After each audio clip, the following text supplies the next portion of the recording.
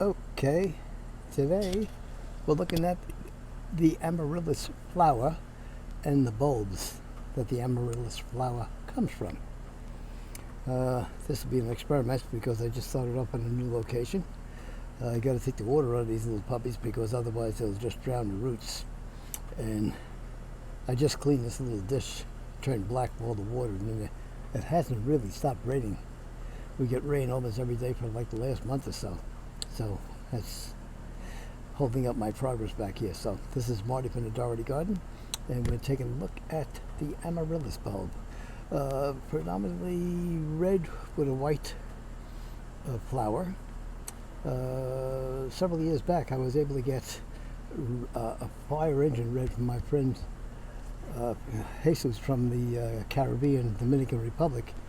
Whether he got it from there or he got it from his own backyard, but that's where I was able to get that particular bulb. So as I was able to get the seeds from this, you can see in this pot is all little baby bulbs. They're about 2 years old now. We're not at the flowering stage, so it takes a few years before these bulbs get to a flowering stage. As you can tell, that little one back there is a healthy little puppy, and I got some other ones. So these, for some reason, think might be the red, but I'm not going to gamble on that.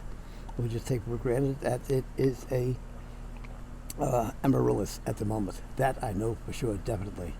And whether it's red or red and white is up for question. When they do bloom, I will add that to the post listing, and we'll see that. But for now, I just wanted to finish the video on the amaryllis bulbs and show you that there's like 4 in there. This pot has about 6, a few baby ones in that one. And that one back over here has 1 amaryllis bulb. So there we are, standing in the Dougherty Garden. Please like the video. I was going to try and do another 1 or 2 because I was blocked with the rain today, so we'll get past this quickly. So that's it for now. Thank you for stopping by. Bye-bye.